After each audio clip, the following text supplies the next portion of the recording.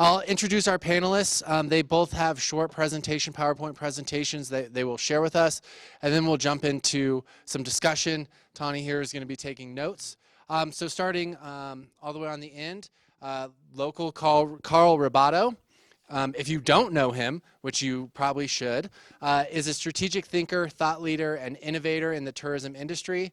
As the president and chief strategist for SMG Consulting, he has developed and implemented a wide range of services designed to improve the competitiveness of destinations and link opportunities and destination capabilities to the ever-changing market environment. And then joining us from our morning panel is Roger Lee, and as a reminder, he is the CEO of the Economic Development for Central Oregon, or EDCO, the largest private economic development nonprofit corporation in the state of Oregon. Lee has led EDCO since 1999 and has past economic development experience in the Seattle and King County Economic Development Council, and has headed a public economic development program in rural Northeast Oregon. He's a native of Idaho and a graduate of the Washington University in economics. So I will start off by turning it over to Carl for his presentation. Thank you, Devin.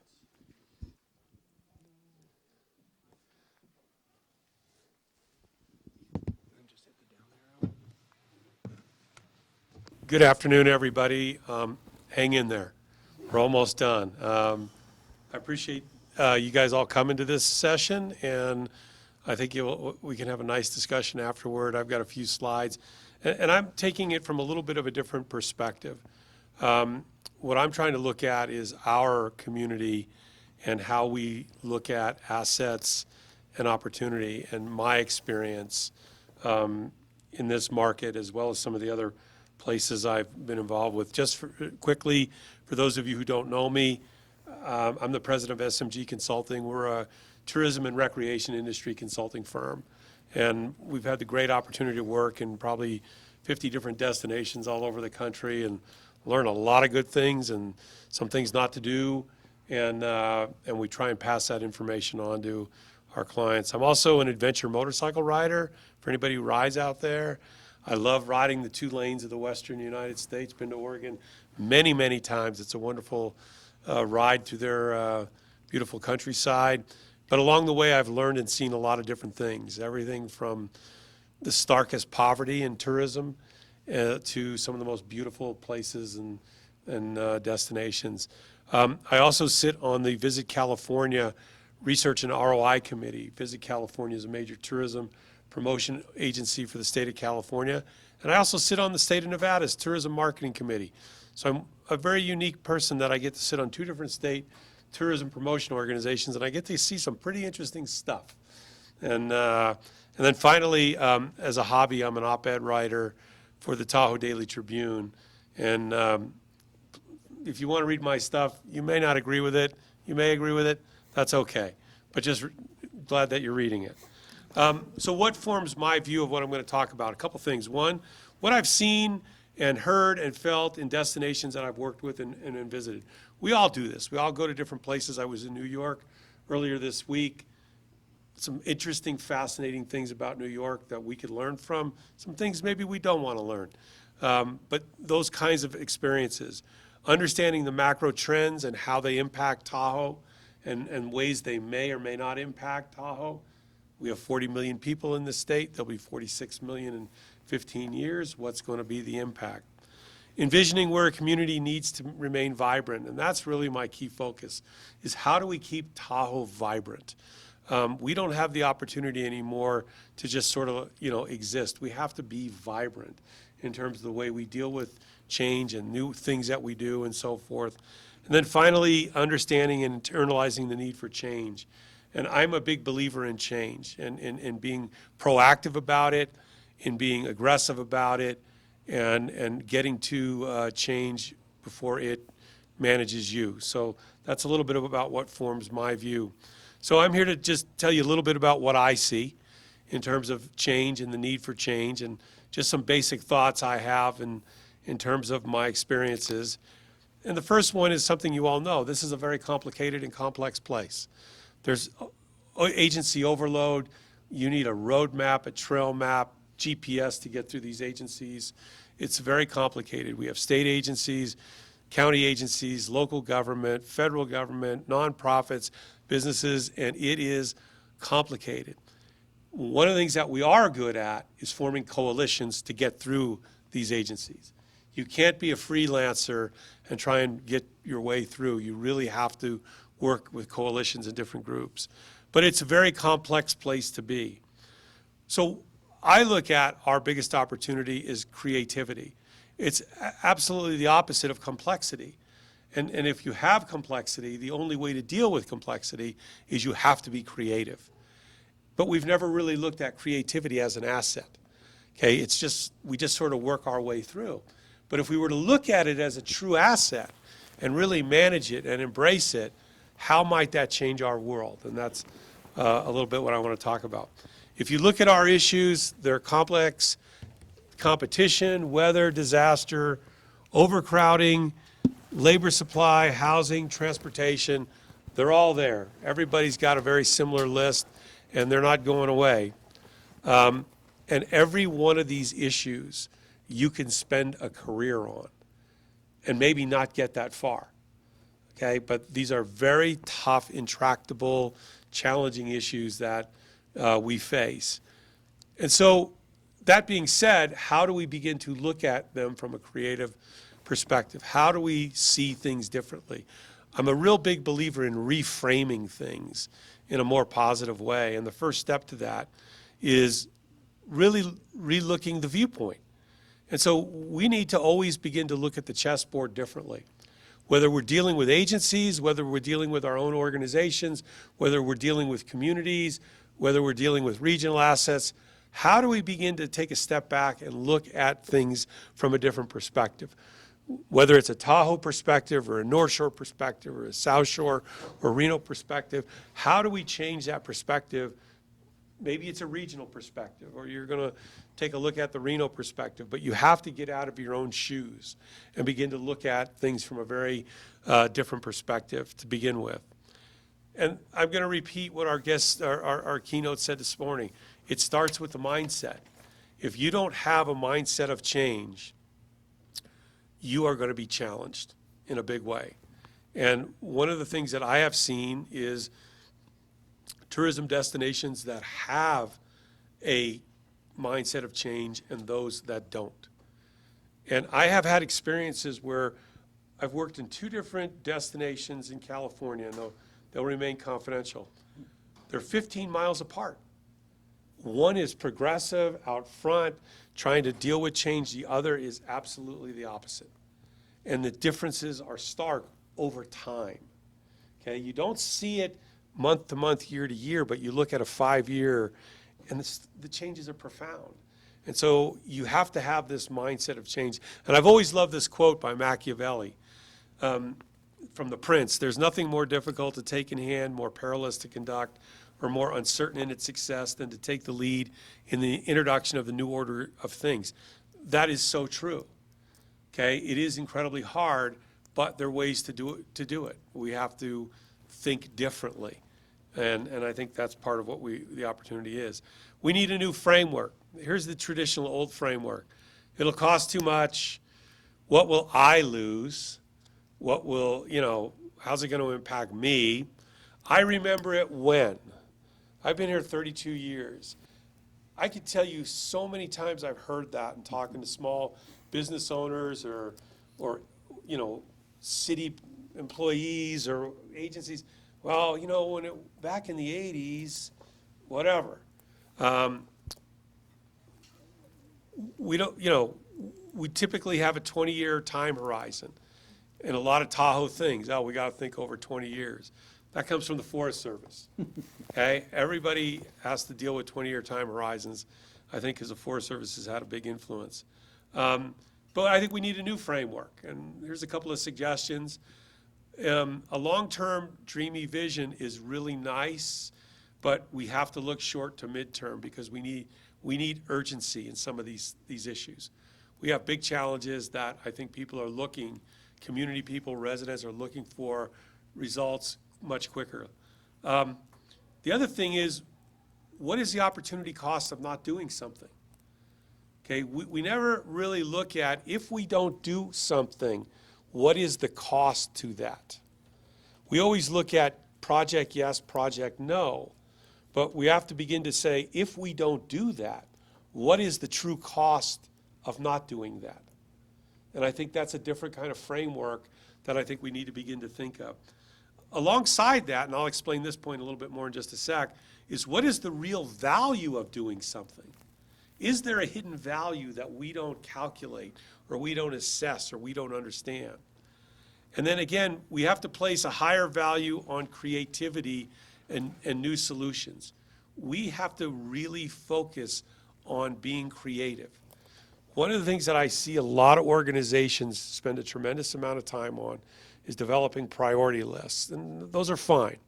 But we don't spend enough time on thinking creatively through challenging issues. How do we change the way we do things?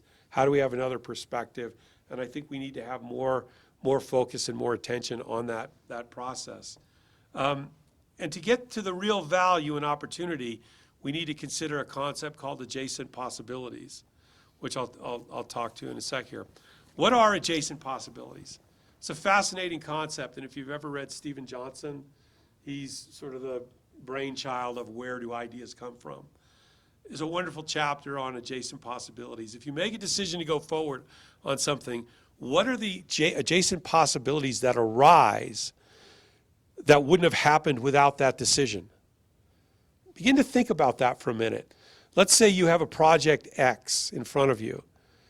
If you build that project X, what are all the possibilities that now happen because you have that project? Okay, we often think of just the project or just this initiative or just this effort without going that extra step in thinking about what are all the things that could spur off of that. Okay, and I think that is a huge opportunity. By thinking this through, we also change the value of what's in front of us. Think about that. It's a new way to value initiatives and projects and so forth. So if there's a project, and I'll just use this as an example, if there's a project in front of us, we have a calculated value for that project. Let's call it X. But if we don't figure out what the adjacent possibilities are, we're missing the true value of what we're doing. If we begin to think of adjacent possibilities, our value is X plus plus. Now that creates a different way to look and assess and analyze. I'll give you an example. On South Shore, I'm sure you've heard, we're looking at Loop Road project. And if you look at it just in that framework, you could come out with a certain value for it.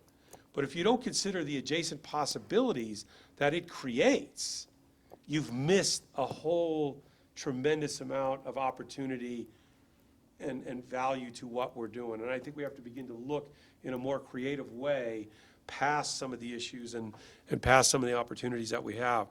So a couple things to think about as we move ahead. First, embrace that mindset of change. I think you're going to hear, you've heard that all day long, you're going to hear it forever.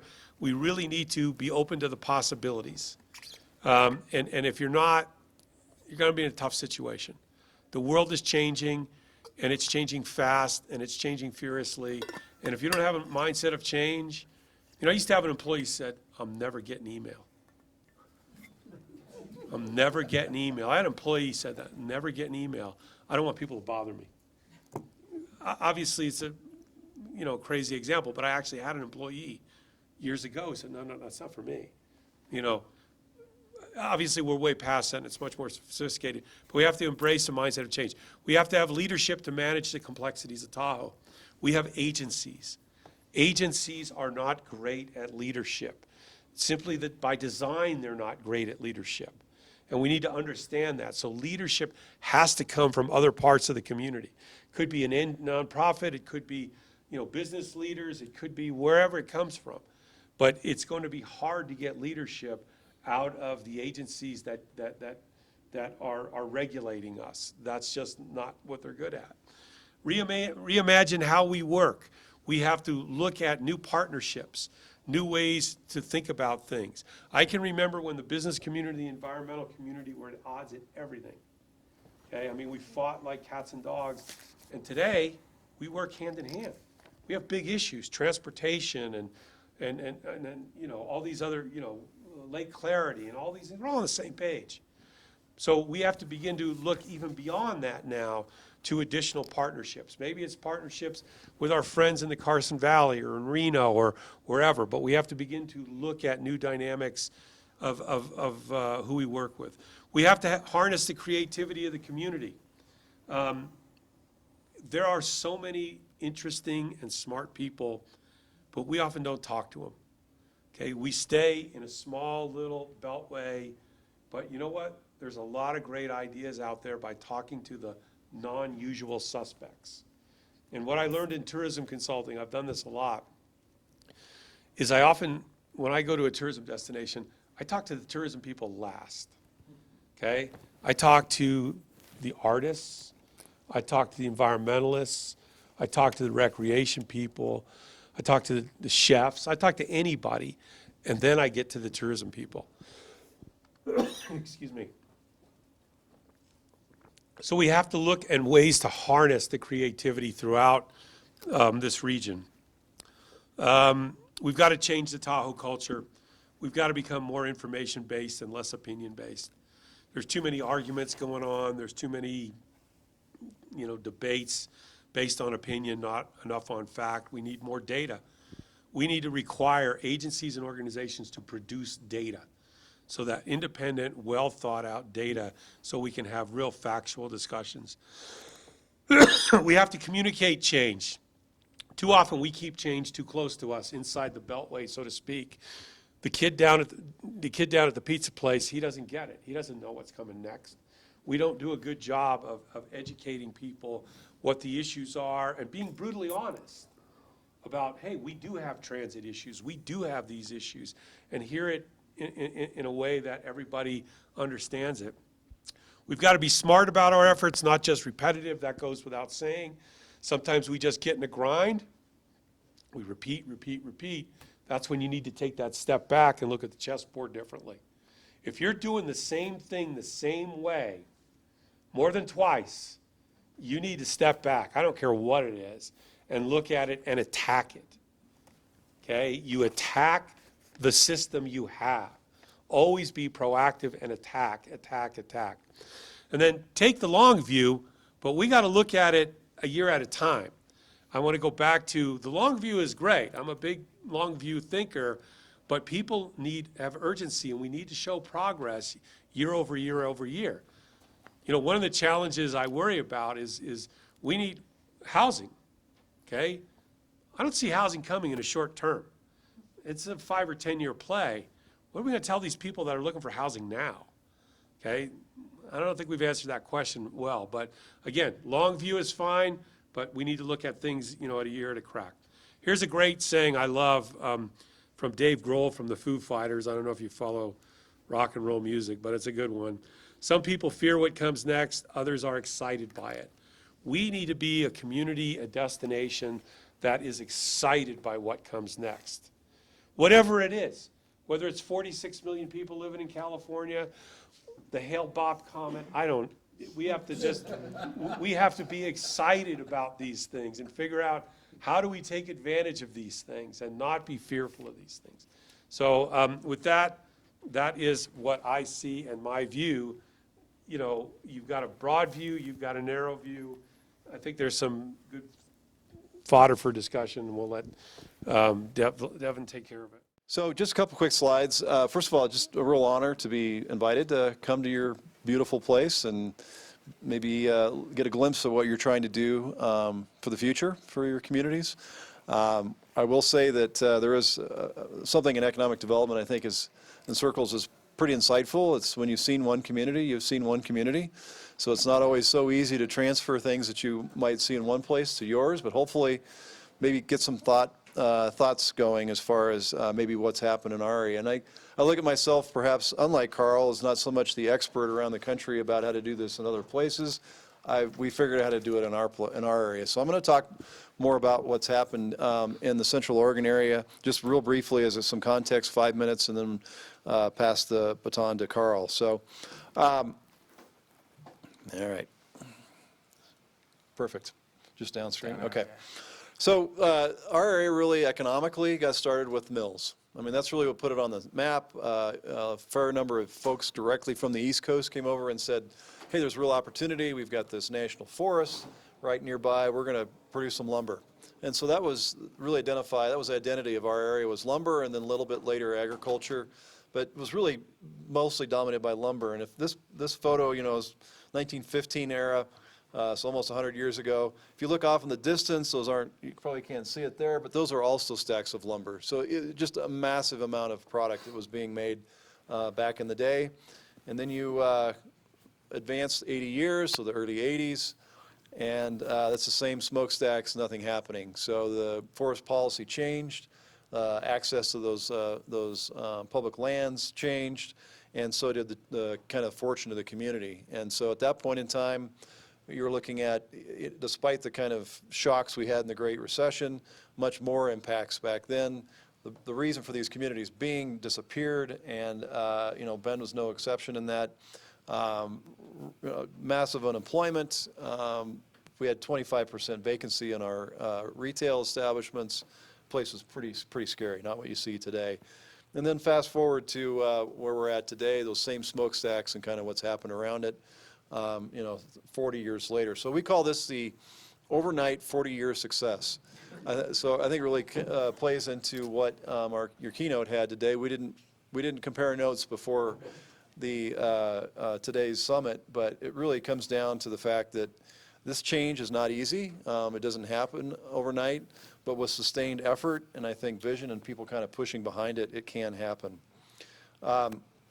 One of the big changes that, or one of the opportunities that our area really took advantage of was Senate Bill 100 taking effect in the late 60s, early 70s. This was our kind of landmark land use law in the state. Areas, rural areas, especially agricultural areas, were off limits for development, so no Fresno kind of sprawl allowed on farmland. At the same time, it's going to be really easy to develop inside urban growth boundaries, and those are going to form, you know, concentric circles and not along transportation routes around urban centers. That was the premise around Senate Bill 100. It's both kind of a blessing and a curse for someone in the economic development realms because it definitely is restrictive. But it also provides some certainty for our companies if they're in the right zone and they have, you know, the right land use. As a provision of that, there was a clause basically, or a chapter put in about communities could opt in, counties could opt into what's called a destination resort overlay. And Deschutes County says, hey, you know what, we're dying on the vine. Our industry has all gone away. We think this is a pretty cool place. We want to expose visitors to what's happening. And I look at Lake Tahoe, and you've got decade upon decade. I don't know how long the history goes back here. That this has been a destination for people, you know, around the globe. We had to kind of create that, and they did that through this destination resort overlay, one of the few places in Oregon that did it. Some folks stepped up to the plate. We had over $1 billion invested in destination resort development, starting with Sun River, then Black Butte Ranch, and some of the other ones after that. The key component of that was golf. So they said, well, if we're going to get people to come here and visit, and this was very intentional, it's not to replace those wood products jobs, those mill jobs with tourism. It was, let's create some tourism jobs as a means to get other industry here and to get other activity. And so what better way to do that than golf? This is obviously when golf was, I would say it's apex, and you know, business folks like to go golf in their free time. So their families could go do something else, but they'll golf at our resorts. If they keep coming back to visit, maybe they'll have second homes, maybe they'll establish their residency there, and then hopefully they'll bring their businesses, and we get an opportunity to do that. Key factor in that was, I think about the same time this was all going on, they created a mechanism. This was early on. This was 45 years ago that they established a visitor association that was charged with taking a part of those transient room tax dollars and making sure the world knew that this was a place to come visit. And so pretty sophisticated marketing efforts. I think between our two main visitor associations in our region, they spend about $6 to $7 million a year marketing the area. That's so far eclipses our budget. I think our marketing budget's like $50,000, so we have to do it in different ways. So that was a key component. And then they created this thing called Central Oregon Economic Development Council, predecessor to the organization that I now run. I love the wrecking ball there, so we're going to knock the mountains down and pave it over. Not quite maybe what you would do today. I'm not sure why they had a wrecking ball, because I don't think you can build anything with that particular crane. It was just kind of interesting to see marketing change. But they had foresight to say, hey, we want people to come visit, but we just don't want them to be visitors. We just don't want the kind of this kind of one-trick pony. We want a way to convert those visitors into business owners and economic activity. And so just some quick numbers for you. I'm very big on metrics, and we track probably 65 things specifically every quarter. But we kind of summarize the complex work that economic development is and does to move, start, grow. We're a business development organization. We help companies move to the area, so relocation. It was how we got started when that wrecking ball initial logo represented about 20 years where all we did was recruit companies. We didn't help our local ones. We didn't help entrepreneurs. We just were focused on the outside marketing efforts and trying to convert those into companies that came to the area. We started about 10 years ago helping startups, and so we've got 70 startups that have kind of worked their way through the process to success in the marketplace. And we've got another 90 in the queue that we're working with today. We've helped about 200 of our local manufacturing, tech, and those type of industries grow over those years, and that's where most of our jobs have actually come from. All those together have put about $5.8 billion into the tax base. That's not how much they've spent on their payroll. That's how much they've added to the tax rolls on an annual basis. So that represents 2 of our county's entire tax basis. So it's not a small number and impact. To represent kind of what's happened in that business activity, we sum it up with a brew, bio, rec, tech is kind of the hottest industries that have been moving in our area, but it certainly by no means represents everything. It really is a dozen sectors that we continue to work on, 10 super actively from our perspective, and really having industry groups around these that are made up of those companies to inform us on what to do, but also they do a lot of work on their own. For example, we talked a little bit about the outdoor gear and apparel industry. There wasn't an industry association in Oregon for that, and so after that beer and pizza and those companies got together, they're like, well, why couldn't we start it out of Bend? Even though we've got Nike and Columbia Sportswear and Keen that have their major operations in the Portland area, the association now exists out of Bend and serves those bigger metros from our little spot in the world. And then that's really spilled over to a lot of other sectors that are growing too, and I think that's the purpose of why we focus on the non-traded or the traded sector, is to help the non-traded sector. And when we say traded sector, that's really, I think it was explained a little bit this morning, is that these companies are exporting their goods or services out and importing the wealth that then circulates for other businesses. So we've seen huge growth in a lot of these sectors in recent years, and so much so that we've kind of hit the top of the list for a lot of different rankings out there. Forbes does one for best places to move your business or start your career for small cities. Milken Institute does a similar one on small metros, as does Walton Family Foundation, but more on a kind of all metros thrown together. And we're usually top 10 in those as far as tracking the number of jobs, job growth over a short and long time frame, wage growth along with that, GDP growth, and the kind of diversity of industries. So that whole premise going back in the day was, hey, if we can expose people here that will bring their businesses and we'll have more opportunity, has really played out well. And the architects of that expose what our region had to offer, or to be credited for that, we're kind of the implementers of it. And I look at the Tahoe area and I think, holy smokes, we've worked our way up to about 4.5 million visitors a year, and I think I heard a number 20 million visitors come to the Tahoe area every year. You've already got that in spades. Now it feels like you guys have a chance to capitalize on it. And the last thing I would say is that it's not all rosy. We've certainly had our challenges along the way, and we deal with these issues just as you do. So housing, childcare, workforce, which is a new thing for us, and then increasingly transportation as we get denser and denser in our communities. And so, quick overview, and I'll pass the buck here. So. Great. Thank you both for that insight. I'm just going to ask one quick question of each of you and then open it up to the audience for questions, and then we can have some discussion with the time we have left. Actually, just starting with you again, Roger, when you're looking at bringing all these industries in, we talk a lot about, bringing outdoor companies, bringing in the remote workers, and I think we've always failed at we have the idea and we failed at actually attracting them or actually getting it to come here. We've got some co-working spaces, we're moving that direction. But what is really that catalyst when you identify an industry that you want to attract? What is the biggest catalyst to get you over that hump of actually getting that industry to move there or become the size that starts to be self-sustaining? Yeah, it's a great question. Up until a few years ago, I would say it's almost impossible to try to recruit an industry where you don't have at least one company.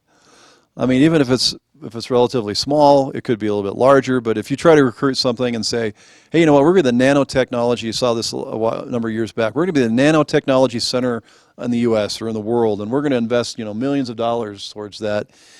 And a lot of communities, they just got no traction. I mean, they had no critical mass. They had nobody locally that was doing that, but they said, well, this is the next kind of greatest thing out there. And that said, we've been able to build a data center industry from not having any data center industry whatsoever. We got lucky, and maybe luck favors the prepared, but we had the opportunity to make a couple of at-bats, which we swung and missed. And thankfully, those weren't the only at-bats we got. We got other companies to say, hey, we think what you've got in your area fits our industry when it comes to resources, whether it's electric grid or water and so forth. So I think that's one of the key things I would say is, what have you got that is unique? What's, if it's the people that are here, our bioscience industry grew from one company primarily. It was Bend Research, a company that was really started from SBIR grants, so they weren't even making money. They were just using kind of federal grant money to do research. They got picked up by one of the larger pharmaceutical companies, and then eventually had multiple customers, and now it's 1,300 people working in that industry in our area, and about 33 companies. A lot of them have trace their lineage back to Bend Research. Deschutes Brewery is the same scenario. Most all of our brewers have direct connections back to that single brewery. So it doesn't have to be, even a existing cluster. It can be an individual company, but I think it's just super hard to create something whole cloth that's never been there before, and in which the assets really don't line up well for that industry. If you've got in this area something that is, if you're going to try to build truck bodies and ship those out, good luck. It's probably a kind of ridiculous example, but we've had mayors, we've had city councilors say, hey, I saw so-and-so got this big auto supply plant. Why aren't we getting that? Well, we're off the beaten path. We're off the beaten path, maybe more off the beaten path than you are here in Tahoe. So, long answer. No, that was great. Carl, one thing you mentioned that I wrote down was that we have to have new metrics to be able to measure the impact of creativity. In some of the communities you've worked in, what are some of those good metrics that you've seen in order to measure that? That's a really good question, and I don't think I've come across anywhere that's got them dialed in 100%. But I think you have to look at, we have to begin to move away from the old metrics first and recognize that we can't just measure everything, as you said today, in terms of skier days, in terms of occupancy, in terms of those kinds of things. And I look at how many groups are in a town.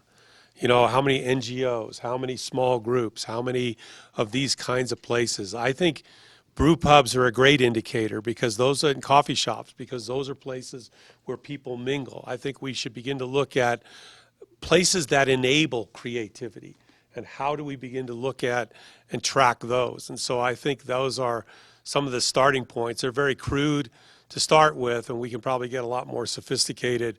But you look at places that have these kinds of places, and co-working is the newest sort of variation of it. It started with coffee shops, it's gone to brew pubs, Now it's co-working spaces.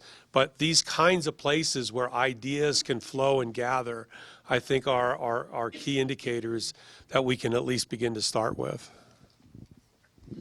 I'll open it up to the audience now if people, yeah. No, I was just going to say a couple questions. I'll take maybe one or two questions for the panelists, and then I want to open it up for some discussion and thoughts from everyone else. But yeah, go ahead. I'm Aaron Wilshire from California Community College Economic Workforce Development. So on the notion of sort of creativity and trying to generate activity on that, but also in the rural development framework. I mean, Roger, you say, when you've seen a place, you've seen a place, but then during your talk, you talked about having sort of counterparts in mountain towns. As at a conference where Devin was earlier in the year, Mountain Ventures Summit. Can you talk a little bit about kind of like counterpart towns or regions, and are there lessons to be learned in terms of like creative economy about how you can have interventions that might support development in that regard? So the question is really, what are some other mountain towns that we could maybe look to that have figured this out? What are some of the metrics they're doing? What are some of their success stories? While everyone is unique, what are some of the common threads between these successful communities that we can try to pull from? Yeah, it's a great question. And the Mountain Ventures Summit, I'm glad you brought that up because it's just right in your backyard. It's going to be in Mammoth again this year. I participated down in Telluride, in the second year, not the first year. But we're hoping to bring actually to Bend and share information there. And I think it's just exactly what it is. I'm probably taking away more from hearing your discussions than I'm maybe giving you an information. But I think there's all kinds of good lessons to be learned from peer towns. Different lessons probably. I look at Telluride, for example, where Mountain Ventures was kind of born out of on Mammoth. Tellurides, they said, okay, we've got all these high net worth people coming in. How do we engage those folks in the community in a meaningful way? Well, they have a very, I would say, strong leadership from their resort, and the resort said, well, you know what, everybody who buys a property here, whether it's a timeshare or whether it's it's a $10 million home, we're going to make them aware that there's an opportunity for them to invest and engage in the local community, even if they're only here for a few weeks or months out of the year. We want to make sure that they have an opportunity to invest in our local community, and so they've formed this group. They've put some money behind it, and they put companies, not necessarily just from the Telluride area, but the whole western slope in Colorado, and I think other parts of the state as well, to say, hey, here's some promising startups. We'd like you to take a look at investing potentially in those. So that's an example where on the capital side they said, well, hey, what have we got plentiful besides snow and elevation in Telluride? We've got all these high net worth people that are wanting to get engaged, but and they love this place called Telluride. How do we help them getting connected with our best and brightest entrepreneurs? Let me just add, because I think in the rural parts of California, at least, one of the keys that you have to have is you have to have an open system.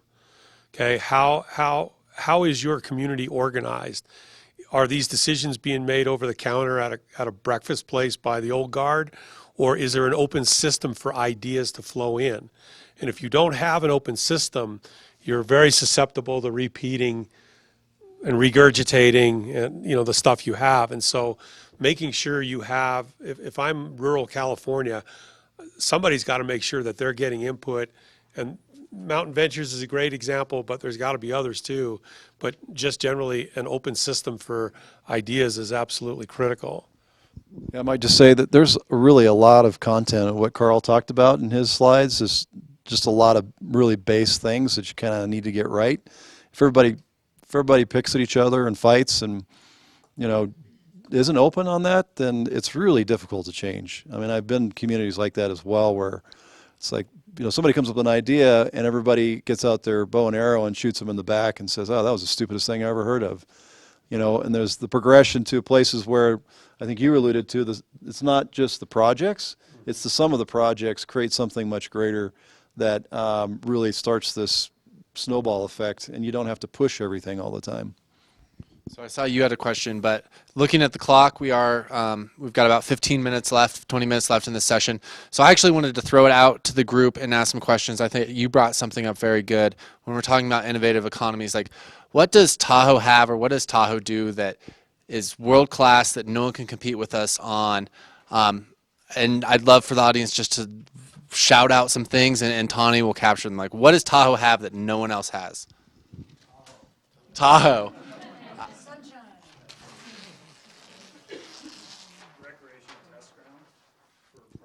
So we got Tahoe, sunshine, recreational test ground, history. You're gonna have to catch up. I'll start with history. Accessibility. So I would say even because of our fragmented sort of governing bodies, we actually have more collaboration than anywhere else I've ever been in terms of agencies, particularly nonprofits. So we have a lot of social services, health, human education that work together in a way that I have really not seen in any other community. Desolation. Wilderness. We had the recreation testing grounds. I think you're kind of getting to, like, we've got every recreation thing you want to do. We kind of have that here. Accessibility, the Four Seasons.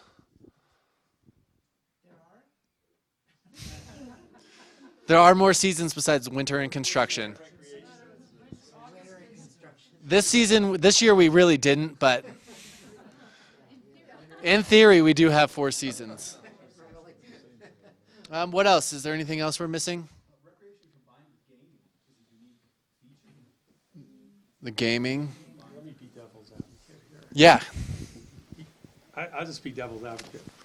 Lots of places have all this stuff, guys. Okay, Bend has all this stuff. Mammoth has a lot of this stuff. That we're not unique. You really have to dig deeper, in my view, to get to what makes us unique, and that takes you into a cultural direction. And what is the culture that we have here that is unique? And from where I sit, and there's 2 things we agree on in this basin. One is protect the environment, and the other is recreation. Everything else we disagree, we have our fights about. You know, but these can be a means to an end. Okay, thought of correctly or differently, they can be a means to an end, but they're not unique assets. All right, so I'm gonna have people dig deep, and I'll let Carl just make a buzzer noise if he thinks we're not being deep enough. Rebecca. One thing that I really love about Tahoe is that we have California and Nevada, and California is super liberal, and they want to get all this stuff done, but we are super regulated. And Nevada is on the verge of being liberal, but still a little conservative, but they are unregulated. And it's so cool, because sometimes we can try things out in Nevada that Californians would like to do, but the regulations are less. And How would you summarize that in a couple words? liberal cowboys, I don't know. I mean, it's the East Shore Trail. It's cool. Yeah, thousands of people driving up here from Silicon Valley, San Francisco, and Sacramento.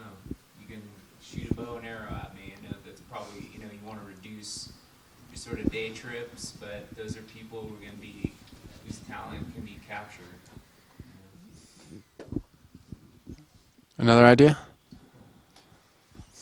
I'll throw it out there. When we built resorts, it's because we had like hundreds of thousands of people visiting Central Oregon instead of the 4.5 million we do today. I heard a number that 20 million people visit Tahoe annually. That's really unique. I believe it. It's not something that we have, we are. Going back to the 20 million or however many visit every year, we are an aspirational place. People come here because they want, this goes back to like some marketing stuff years ago with Blue Lake Tahoe. It's about the lake. And people, it's whether they're sitting in a casino, just knowing there was a lake out there, or if they're coming up to ski, there's something about the lake that draws people here. And it's what you call spiritual or beautiful or whatnot, but that I think, and that, I know we said the lake, but I think we need to clarify it's more than just it being a thing. It's what it means to people. Let me add, I did a proprietary study that nobody knows about. But I asked visitors, why did they really come here? And the fascinating answer was connection. They wanted to connect with their significant other. They wanted to connect with their kids. They wanted to connect with the environment. But it was all about connection. And it really started to get my thinking in a different direction, that maybe the lake was a means to an end to that connection that you can't find in every place. So I just throw that out there. Does everyone agree with that? I think that's a pretty dang good one. So then following up, as our speaker said, and as Roger said, it really, one of the successes they found is we're not trying to bring completely new industries here and start it big. It really only takes one business to grow. So what is something in town that we have maybe one or two of that you think has great growth potential based on the connection to the aspirations around having the lake and the spirit and the ethos of Lake Tahoe that really plays into that? We only have one distillery. Huge area for growth. Distilleries, Think about our the pure water. brewery.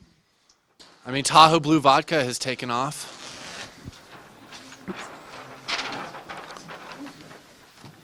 Outdoor gear recreation companies, we have a few, but we should have a lot more. So she said outdoor recreation gear companies. The business tax is great. That is that being so beneficial, it's a big attraction. What about like health and wellness or like spiritual retreats? I think that gets at the heart of connection and this then destination for lots of people who operate for like you said, that very purpose of building this out as a psychological. What do you call it? Wilderness bathing? That's the new term. Yeah. Forest bathing.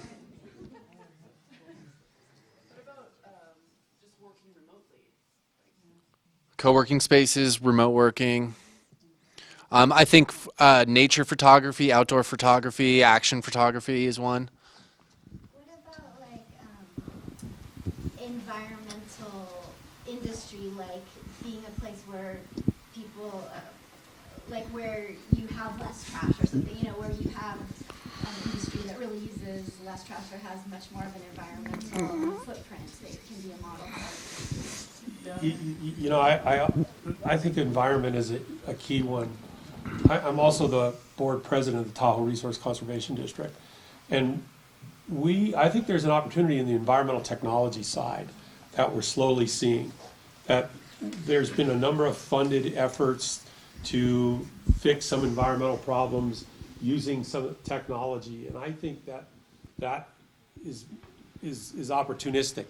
We're now doing tests on certain kinds of road surfaces that will have less and less erosion. We've got new ways to kill the weeds in the Keys. I think there's a piece on the environmental technology side. We have university partnerships with UNR and UC Davis. I think maybe that world is something we... Well, I think it's spending 14 years in San Francisco and the environmental focus they have, and then coming to Tahoe, which I associated all the environmentalism, and I know there's amazing groups here, but the gravity, that like I think San Francisco and Tahoe should kind of take ownership of that, I think, in the environmental space, because we could do leaps and strides to get to some other places that have done similar efforts. Anything else? Well, Yeah. just environmental technology. yeah, it's just interesting in that not an industry I know anything about. So not speak from that basis, but a guy in the economic development circle who's based out of Austin, John Roberts, actually consulted Asheville. So another quote unquote mountain town, although it's a lot bigger than even Bend is. They had all this going on in their universities around environmental technology and remediation and so forth. And so he said, he as an outsider came in and said, well, why don't you do something around that? So they held a conference and they were just blown away by how everybody came in from not just in the U.S. but internationally to do that. And now it's really spawning this kind of industry development now because of things they already had there with their education system. Any other ideas? Well, I think that one thing we didn't talk about was the fact that we are high elevation to a certain degree, and there's some, I mean, we're never gonna be a high elevation training center necessarily because Mammoth Lake says that. But I think there's maybe opportunities for testing or environmental technologies or gear testing, I don't know, I think there's something that, there's an opportunity there. In the vein of distilleries, I would also say cannabis. Got a lot of muted looks. CBD. THC, bring up the THC. CBD, THC. The CBD and research and stuff like that. We're not gonna be an agricultural center for cannabis ever, what do you mean by that? No, but you can grow it indoor. Agricultural center. It's a grow facility. Why don't we grow tomatoes while we're at it? Sure. Compete with presidents. But I worry about the power in that vein. Everybody thinks it's so great, but there's a draw on the You know, power. And who's buying all the electricity and how far in advance are you buying it and what are we gonna be yelling and screaming when we don't have power? elevation is a key factor, and I don't know if you guys know this, but with all due respect to the apples in Oregon, some of the best ones are grown at Apple Hill. The world-class Fuji apples, and they're grown at 3,000 feet elevation, which creates some sort of chemical reaction and sweetness, as these farmers have explained to me. But there is an elevation thing going on. I'm not sure how it plays out, but maybe. Who knows? So taking, yeah. Well, we have, two different really environments. We have the lake, and I haven't really heard anybody say anything about Carson Valley, which is an extremely rich place that has been completely undeveloped and I don't mean developed residentially, I mean undeveloped as far as the tourist draw. We can have a long conversation, right? Yeah, I know, we could start something here, huh? Well, I had a question about that, just again, being the outsider, is that this conference seems focused on the states and communities and counties and so forth around, that are surrounding the lake. But it's a lake, I mean, it's got steep sides and, it's a beautiful place. What about I can ask about Truckee and, what are the other surrounding areas that, if you have 20 million visitors, they're probably not just going to Truckee, they're coming to the lake. Are you working more regionally to use the world recognition of this place to grow these other communities, which then in turn benefit, things that are around the lake? Not yet. Yeah. Well, we do in some areas. We have a lot of unified, the airport, we have a regional group that works very well together. The Tahoe Reno Industrial Complex is already having a profound impact on everything around here. There is more opportunity, I agree, to look at certain places and segments of industries. And we've gotten better and better at that over the years. There used to be sort of Reno was over there, North Shore was over there, South Shore was over there, but there's a lot of communication and a lot of things that we can do, but I think there's going to be more. And I think part of it's going to be brought about by this complex change. I think that's a big look at things, a lot of different things. So with our last few minutes, thinking about the items that we brainstormed on what Tahoe has that no one else has, some of these industries or opportunities that we've got a crack in the door to go through, what is something that this group thinks that the collective we should work on and take from this and just say, come back to next year's economic summit saying, we learned this, we thought this is an action, we pursued it, here was the result, or here's a status update. That just kind of touches something Carl probably has seen through his travels through Colorado. My hometown up in Breckenridge has seen the big boom from Denver. What are our opportunity costs if we don't improve our infrastructure before Huge. the Bay Area? We're not going to see less tourism going forward. There's 40 million people in California. There'll be 46 million in 15 years. We have infrastructure for 20 million.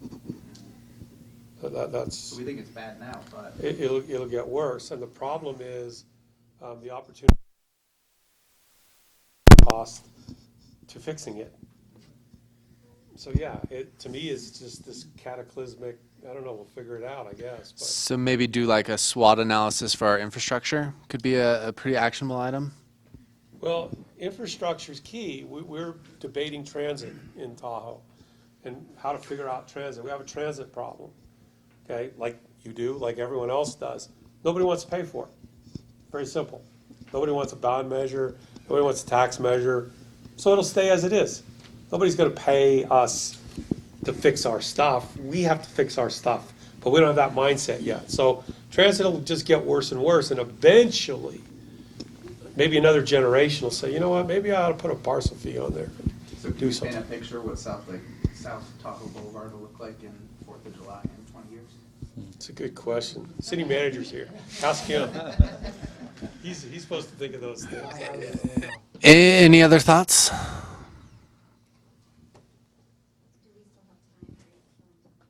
No, we are into the break. Come So, back, Karen. well, thank you all. A round of applause for our panel.